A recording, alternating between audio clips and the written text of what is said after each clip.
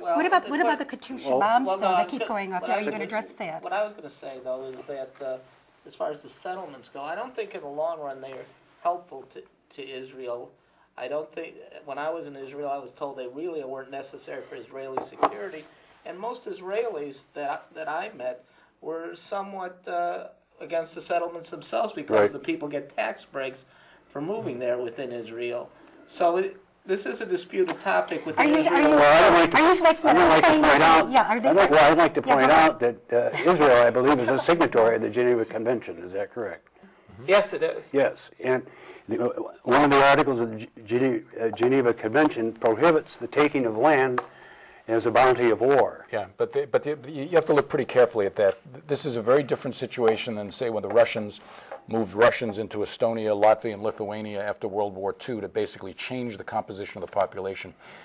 First of all, there is no formal Palestinian state. Israel won the 1967 war and took territory that Jordan had seized illegally in the 1948 war. So that territory is legally disputed. There are many legal theorists who will tell you that Israel has as much right to build settlements there as the Palestinians have to build their own housing. I don't think there's a historical precedent for people not settling in land. Wait, guys. Let me just ask you, hasn't most of the settlements, people have moved out of the settlements? Well, no. And let me just say this.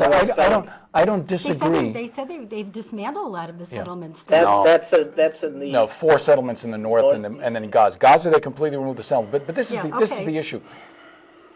There's no evidence that if Israel had no settlements in the West Bank, that you would have essentially the Palestinians agreeing to a two-state solution. When they talk about settlements, they talk about Tel Aviv, they talk about Haifa, they talk about a lot. Their view is, and you can read it in their documents, they've never revised the charter even of the Palestinian Authority or the PLO.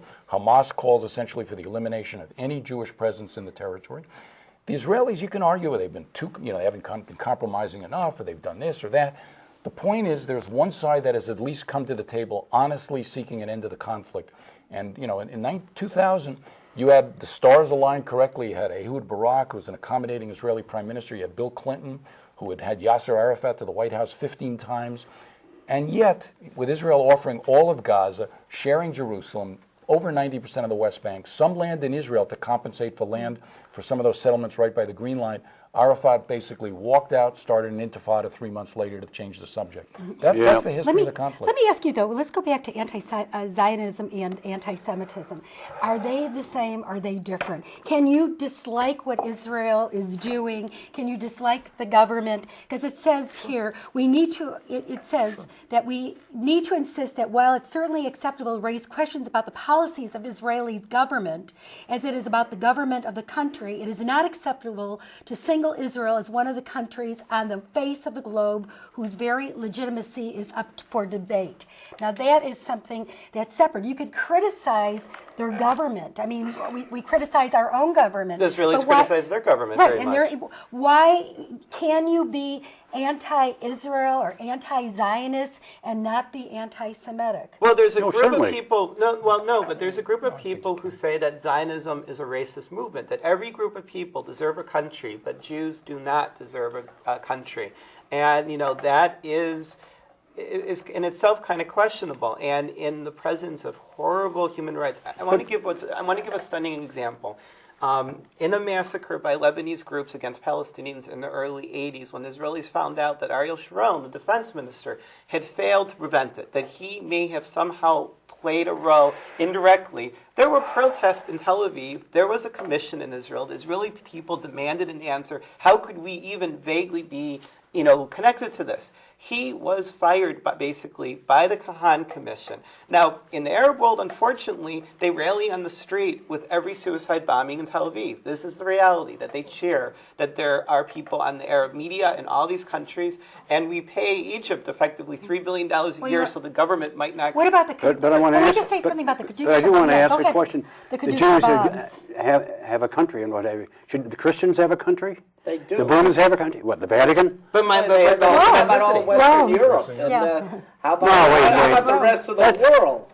That's not a country. But Ireland... It's not an exclusively Jewish state. It's only 75%. But Einstein spoke best on it. Albert Einstein spoke best on Zionism. Are you saying But you said the Jews deserve a state.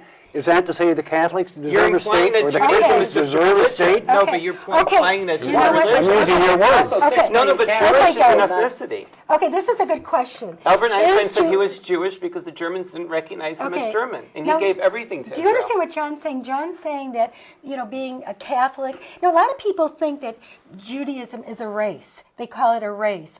A lot of people call being Jewish a religion, just like Catholicism, Protestantism, Baptism, and he's saying, does the Baptists have their own country? Do the Catholics have their own country? This It's is an okay. ethnicity. Well, let me just give you an Yeah, example. go ahead. Saudi Arabia, despite the fact that it's protected by the United States, American forces over there are not allowed to wear a cross. They can't go to church.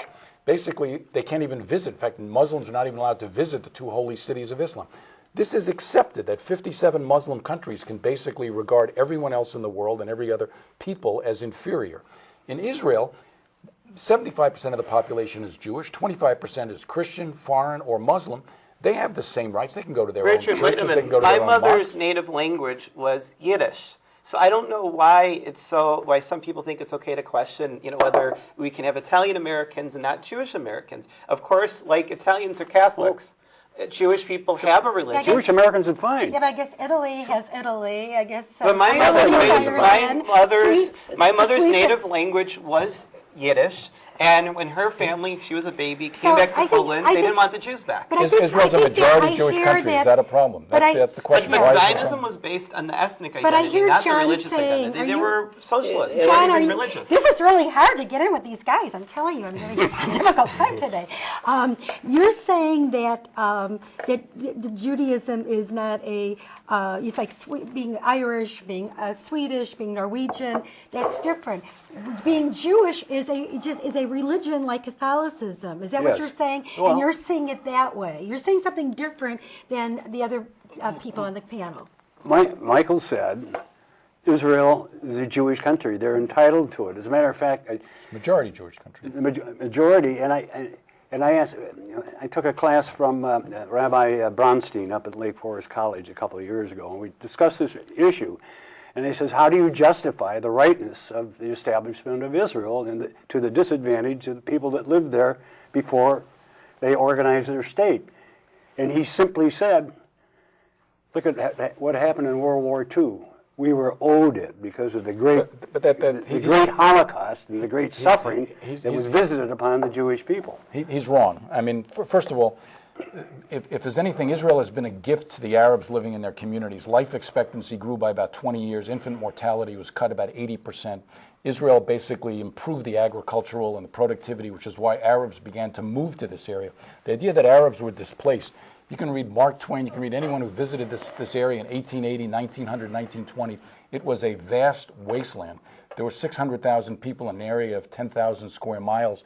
Now this country is supporting 7 million people within Israel, 3 million people in the West Bank and Gaza, which suggests that Israel didn't displace. Israel, if there's ever a country that has not limited the rights of minorities, certainly doesn't look like there's been any population control in terms of the Arab population. They've expanded, they've grown. Most Jews are Middle Eastern, by the way, in Israel. Most of them are not from Europe. I mean, many of them fled very anti-Semitic governments in the Arab world. They were forced into exile. You look at in 1948. In Yemen, for instance, there was horrible. The Jews were forced to leave everything they had, and forced to leave Yemen and go to Israel by the Arabs. Look, I'm very, very sympathetic with Israel, and I do separate anti-Semitism with sympathy for Israel, and I am, in fact, sympathetic with Israel. But Richard, the idea that Israel gave 80 or 90% of the West Bank to the Palestinians is a myth. It's like giving the entire city of Chicago to our enemies is something like that. But we're not going to give them the railroads, the intersections of any roads. We're not going to give them any crossroads, any streets, any alleys, and what have you. But it's not true. Israel offered to withdraw all the interior settlements. The only settlements that would remain, this is the deal at Camp David and Ataba, were a few settlement blocks along the Green Line, which was about 5% of the West Bank. The Palestinians basically would have had 95%, and they could do whatever the heck they wanted, and the territory was contiguous. I mean, it is basically a slander that's occurred in the media suggesting that it was 3 different apartheid And when they zones. blow up What your about- buses, what about- when they blow up your wait a minute, buses, what I mean, about what do you the do when they start blowing what up about your the- No, buses? we're talking about what would occur after, not what occurs now.